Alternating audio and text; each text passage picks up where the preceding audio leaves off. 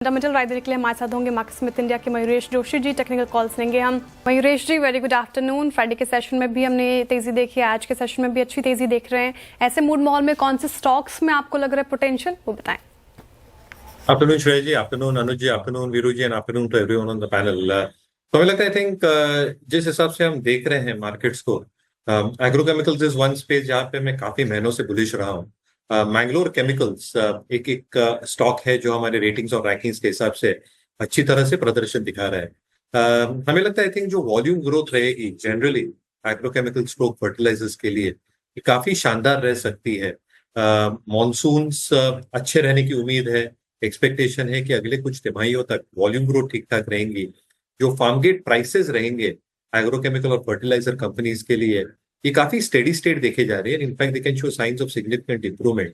At the same time जो input costs है ये अच्छी खासी कम हो चुकी है, इसलिए moderation of input cost will mean margin expansion and bottom line growth. पिछले तिमाही में अगर आप मैंगलोर केमिकल्स के नंबर देखें तो शानदार नंबर रहे, इनफैक्ट क्वार्टर ऑन क्वार्टर हो या ईयर ऑन ईयर हो। In fact they posted profits which was close to 58 odd crores। 9 महीने तो इनका प्रॉफिट 128 करोड़ है, जो पिछले पूरे साल में लगभग 150 करोड़ के आसपास था। लास्ट ईयर का ईपीएस 13 रुपए के आसपास था। They almost done 11 rupees in terms of EPS for 9 months। पिछले तिमाही में लगभग 4 रुपए 85 पैसे का ईपीएस है। मुझे लगता है अगले कुछ तिमाहियों तक this run rate can very well gate continue. अगर ये होता है जो हम मार्केट्स पे इंडिया में देखते हैं 20 से 25% की अर्निंग्स ग्रोथ, ये बिल्कुल ये कंपनी फुलफिल कर सकती है। तो जो रेटिंग रैंकिंग है, इंस्टीट्यूशन होल्डिंग है, 1% के लगभग 0.8 to 1% के आसपास डिविडेंड यील्ड है, ये सारी चीजें हमें लगती है कि मैंगलोर केमिकल्स को एक अच्छे खासे अर्निंग्स ट्रेजेक्टरी में रख सकती है। ये स्टॉक बिल्कुल आपके focus on Mayuresh, good afternoon. Real estate में अगर पिक करना हो तो कौन सा स्टॉक पिक करेंगे? आफ्टरनून अनुज जी, तो मुझे लगता है आई थिंक डीएलएफ ये काफी अच्छी तरह से प्लेस्ड है, क्योंकि जो एक कॉम्बिनेशन है रेसिडेंशियल प्लस एन्युटी यानी कमर्शियल बिजनेस, ये बहुत अप्रोप्रिएटली प्लेस्ड है। इनकी जो डेट रिडक्शन स्ट्रेटेजी है ये अप्रोप्रिएटली प्लेस्ड है। दूसरी चीज अगर हम अर्निंग्स की बात करें तो एक्सपेक्टेशन यही है कि जो नए इनके लॉन्चेस इन्होंने अनाउंस किए हैं पिछले कुछ महीनों में, पिछले कुछ क्वार्टर्स में, जो प्री सेल्स रेवेन्यूज है इसमें भी अच्छी खासी बढ़ोतरी देखी जा सकती है। And this will reduce the leverage even further as we head into the next few years. तो हमें लगता है I think within the real estate pact DLF के रेटिंग रैंकिंग्स थोड़े बेहतर है। और जैसे वीरू जी थोड़े समय पहले बात कर रहे थे हाउसिंग फाइनेंस कंपनीज पे, तो पीएनबी हाउसिंग इस पे भी बिल्कुल ध्यान रखना चाहिए। I think outstanding set of numbers रहे अब तक। चैलेंजिंग एनवायरनमेंट में इन्होंने बहुत बढ़िया नंबर दिए हैं। जैसे मोटा भाई जस्ट कह रहे थे, अगर हम इंटरेस्ट रेट कट का एक एक्सपेक्टेशन बांध के रखते हैं अगले कुछ महीनों तक का, और जैसे इमर्जिंग सेगमेंट में ग्रो करना चाहते हैं अपना बिजनेस जहाँ पे यील्ड्स बेहतर होते हैं और जो क्रेडिट अंडरराइटिंग स्किल्स इनकी अच्छी खासी सुधर चुकी है अगले कुछ तिमाहियों में, with expertise that they probably got with in the affordable segment, कहीं ना कहीं आई थिंक नंबर्स में अच्छी खासी बढ़ोतरी होने की मैं उम्मीद रखता हूँ। तो डीएलएफ और रियल एस्टेट डेवलपर्स से फाइनेंशियर्स पीएनबी। मयूरेश, आपका व्यू क्या है? एमसीएक्स को पूरा एडवांटेज मिलता हुआ, इट्स 58, 55, 80, फेडरल बैंक 195, 57, कैसे अप्रोच कर रहे हैं आप? गोल्ड के साथ साथ Titan, Federal Bank, Muthoot, Manappuram, MCX, आप क्या चीज करना चाहेंगे? So Veeru ji, I think Titan is largely underperform ये पूरे स्पेस को, और जैसे उनके अपडेट्स आए थे, हालांकि मैं मार्जिन परफॉर्मेंस देखना चाहता हूँ टाइटन का कैसे रहता है और जो गोल्ड एंड ज्वेलरी बिजनेस में। बट दो चीजें, एक आई थिंक जो उनके पोर्टफोलियो गैप्स थे वेडिंग ज्वेलरी को लेके, they are filling that up. Studded jewellery में स्पेसिफिकली सॉलिटेयर्स में इनकी बिजनेस और वॉल्यूम ग्रोथ ठीक ठाक रही है, but studded jewellery should show significant amount of growth going forward. और इसी का एक जो सब वेरिएंट आ सकता है लैब ग्रोन डायमंड, जिसपे कैसे फोहे करता है टाइटन, ये देखना बहुत इंपॉर्टेंट होगा। इसलिए मुझे लगता है आई थिंक टाइटन हालांकि एक अंडर परफॉर्मिंग स्टॉक रहा है। I think if number start coming to the better because of all these changes जो बैलेंस शीट पे कर रहे हैं, जो प्रोडक्ट्स में कर रहे हैं, कहीं ना कहीं आई थिंक नंबर्स में रिफ्लेक्ट होंगे, और इसके वजह से आई थिंक टाइटन जरूर वॉच लिस्ट पे रहना चाहिए। Within banks I think जो सर्कुलर निकला है Veeru ji, specifically guidelines specifically for gold financing companies, obviously थोड़ा देखना चाहता हूँ इसका इम्पैक्ट कैसे आता है। इमीडिएट शॉर्ट टर्म इम्पैक्ट थोड़ा नेगेटिव पड़ सकता है, क्योंकि मुथूट की एक लार्ज शेयर होल्डिंग है as far as gold AUM is concern, more than 95%। Manappuram थोड़ा बैलेंस्ड ऑफ है 50% एट दिस जंक्चर।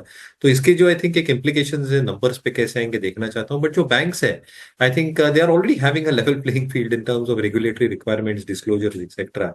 और इसलिए आई थिंक जो बैंक्स गोल्ड लोन्स में काम करती है फेडरल हुआ, सीएसबी बैंक हुआ, सीएसबी बैंक के भी अपडेट्स ठीक ठाक रहे हैं, इन पे भी आई थिंक थोड़ा फोकस जरूर है। इस तरीके से कैपिटल मार्केट स्टॉक्स में हमें तेजी देखने को मिल रही है मयूरेश जी। एंजल वन हो गया, कैम्स देख लीजिए, बीएससी, सीडीएसएल, ये पसंदीदा स्पेस तो बन रहा है कहीं ना कहीं ट्रेडर्स और इन्वेस्टर्स का।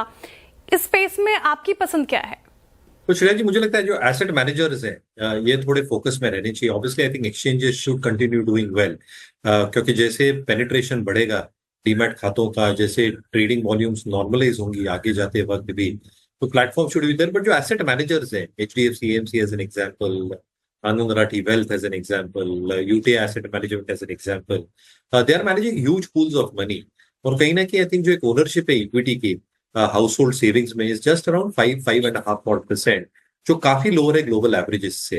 तो दो चीजें I think for asset management companies like an HDFC और इन यूटीआई एएमसी, जो इंक्रीमेंटल बेनिफिट हो सकते हैं in terms of equity scheme, SIPs हो, डायरेक्ट इन्वेस्टमेंट्स हो, लमसम हो, डेट इंस्ट्रूमेंट्स हो, यहाँ पे आई थिंक अच्छा खासा इजाफा देखा जा सकता है।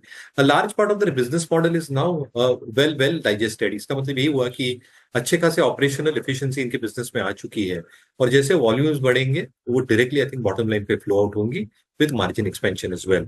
Similarly I think asset managers के लिए जो कोर पोर्टफोलियो मैनेज करते हैं, आनंद राठी वेल्थ जैसे एग्जाम्पल और नुवामा वेल्थ जैसे एग्जाम्पल्स हुए, the number of HNI, ultra HNI household are expected to double in the next 5 years। अगर ये होता है तो उनको जो एक एक्सपर्टीज लगेगी in terms of their multi asset discretionary advice, ये शायद ये प्लेयर्स प्रोवाइड करते हैं। And there is a huge scope of growth in terms of the business model that they are operating out of. इसलिए मुझे लगता है एसेट मैनेजर श्रेया जी थोड़े फोकस में रहेंगे as far as the capital market spaces. Mayuresh ji, mid cap fund क्या pick कर रहे हैं आप? आवास फाइनेंशियल्स आई थिंक थोड़ा पुल बैक अच्छा खासा मिला है, बट रिलेटिव स्ट्रेंथ अभी भी आई थिंक बरकरार है। और हमें लगता है आई थिंक जो ईएम ग्रोथ है आवास की, ये काफी अच्छी रही है पिछले कई महीनों तक, पिछले कई तिमाहियों तक। अगेन आई थिंक जो इनका कोर बिजनेस है, यहाँ पे जो ग्रोथ है ये सिग्निफिकेंट रह सकती है। पहले जो एक एक्सपोजर था 2 ही स्टेट्स में, I think that is now probably increasing as we speak every passing quarter. और इसके आई थिंक एक जो परिणाम है वो सीधे आई थिंक अर्निंग्स पे दिख रहे हैं। Last but not least I think जो एसेट क्वालिटी है इसमें सुधार देखने मिला है। मैनेजमेंट इज वेरी होपफुल कि यहाँ से भी आई थिंक एक अच्छा खासा ट्रैक्शन दिखा जा सकता है एसेट क्वालिटी में।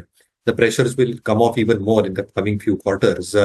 और जो कैपिटल एडिक्वेसी है, स्पेसिफिकली टियर 1 रेशियो, ये बहुत ज्यादा स्ट्रांग है, जिसका मतलब जो बैलेंस शीट ग्रोथ हो सकती है क्रेडिट डिपॉजिट रेशियो के हिसाब से, ये काफी स्ट्रांग रह सकती है आवास के लिए। Cost to income ratios are expected to dwindle lower, और इसलिए रिटर्न रेशियो स्पेसिफिकली आरओईज में एक सिग्निफिकेंट एक्सपेंशन देखने मिल सकता है। तो ये स्टॉक कंसोलिडेट हो रहे हैं पिछले कुछ दिनों में, बट मुझे लगता है नतीजा आई थिंक ठीक ठाक ही रहने चाहिए। Should show an increasing trend जो स्टॉक को शायद फेवर करें। आपके वॉच लिस्ट पे